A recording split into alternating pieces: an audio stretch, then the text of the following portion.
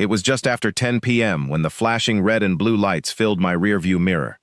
For a second, I hoped they were after someone else. I checked my speed. 5 miles under the limit. Seatbelt on. Headlights on. Turn signal working. Nothing obvious. Then the patrol car changed lanes. Right behind me. My stomach tightened. I eased off the gas. Looked for a safe place to stop. A well-lit gas station appeared a few hundred feet ahead. I turned on my right signal, slowed down, and pulled into the parking lot. The moment my car stopped, everything became strangely quiet. The engine was still running. The radio suddenly sounded too loud. I switched it off, rolled down my driver's window, placed both hands on top of the steering wheel, exactly where they could be seen. The patrol car stopped several feet behind me. Its emergency lights continued flashing. Blue, red, blue, red. Every reflection bounced off my mirrors. I could see the officer sitting inside for several seconds, watching, probably checking my license plate, running my registration, maybe reading information on the computer, maybe deciding how to approach. I had no idea, but every second felt much longer than it really was. Then the driver's door of the patrol car opened. The officer stepped out. One hand rested near his duty belt. The other held a flashlight. Even though the parking lot was well lit, the flashlight immediately pointed toward my rear window, then into my side mirror, then toward my hands. As the officer reached my window, he spoke calmly. "Good evening. I stopped you because your left brake light appears to be out. That surprised me. I hadn't noticed. I'll need your driver's license, registration, and proof of insurance." My driver's license was in my wallet. My registration was inside the glove compartment. My insurance card, I honestly wasn't sure. Probably inside the center console. Before moving, I spoke. "My registration is inside the glove box. My insurance may be in the center console." The officer nodded. "That's fine. Go ahead slowly." That single word mattered. Slowly. People often underestimate how much officers pay attention during a traffic stop. Quick movements, sudden reaching, leaning toward the floor, digging behind seats. Those actions may seem normal to you. To someone who walks up to unknown vehicles every day, they can look very different. I opened the glove compartment carefully, retrieved the registration, opened the center console, found the insurance card, handed everything over. The officer looked through each document, then glanced inside my car. Not searching, just observing. Every officer does this.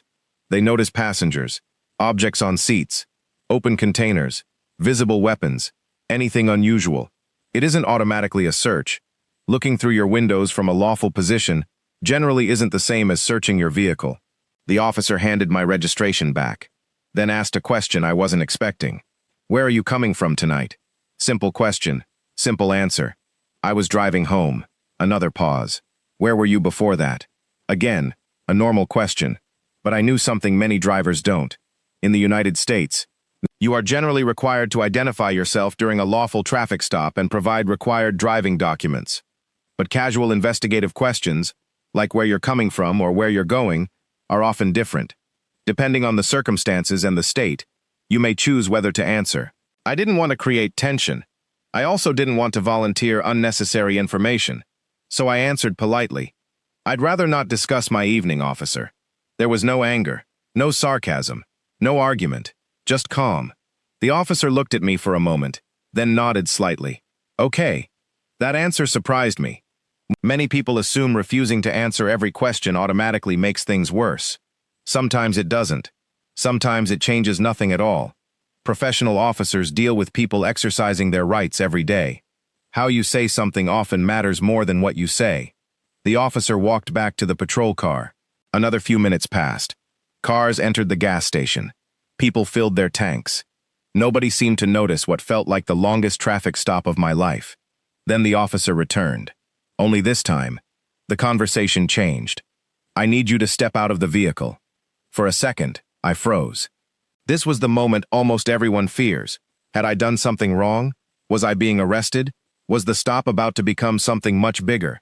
My heart started beating faster. I looked at the officer, then at the steering wheel, then back at him. "I need you to step out of the vehicle." Same calm voice, same instruction. And suddenly, a question exploded inside my mind. Can the police actually make me get out of my own car? Most people think the answer depends on whether they've done something suspicious. Others believe an officer needs a special reason. Some think you can simply refuse. The reality is more complicated, and understanding it before you're ever pulled over could completely change the way a traffic stop unfolds. Years ago, the United States Supreme Court addressed this exact issue. The court recognized that traffic stops can become dangerous very quickly. Even routine stops for broken lights or speeding tickets carry risks for officers. Because of those safety concerns, the court held that, during a lawful traffic stop, officers generally have authority to order the driver out of the vehicle, even without additional suspicion that the driver is dangerous. That doesn't automatically mean every order is lawful. The initial stop itself must generally be lawful. But if the stop is lawful, being ordered out of the vehicle is often considered lawful as well. At that moment, I remembered reading about that principle. Arguing beside the road wasn't going to help me. If I believed the stop was unlawful, the roadside wasn't the place to fight it. Courts exist for that, not parking lots. I nodded. Okay. I unbuckled my seatbelt, kept my hands visible, opened the door slowly, stepped outside. The officer directed me toward the area near the front of my car. Not inside his patrol vehicle, not in handcuffs, just standing beside my own vehicle. The night suddenly felt much colder. Cars kept driving past. Some slowed down, probably wondering what I'd done. It's amazing how quickly strangers assume guilt. One police car, one driver standing outside. People begin creating stories inside their own minds. The officer asked another question. Do you have any weapons on you? Again, a question many people eventually hear. If you're legally carrying a firearm, some states require immediate disclosure. Others don't. The law varies. If you're not carrying anything, the truthful answer is simple. No. The officer nodded, then asked if he could perform a quick pat-down. Notice the wording. Could, not would, could. That distinction matters. A pat-down isn't automatically allowed every time someone exits a vehicle. Generally speaking, officers need a lawful basis to believe a person may be armed and dangerous before conducting a protective frisk without consent. Sometimes people immediately agree because they feel they have no choice. Others immediately refuse. Every situation is different. The important part is recognizing the difference between a request and an order backed by legal authority. The officer looked directly at me. Do you mind if I check your pockets? That was different. Checking pockets is more intrusive than simply patting the outside of clothing. I answered calmly. I don't consent to any searches. No anger, no raised voice, no accusations. Just one sentence. Something interesting happened. The officer didn't argue. He didn't threaten me. He didn't become hostile. Instead, he simply nodded again. People often imagine traffic stops as dramatic confrontations. In reality, many of them are quiet conversations between two people who each know the limits of their authority. The officer walked around my vehicle once.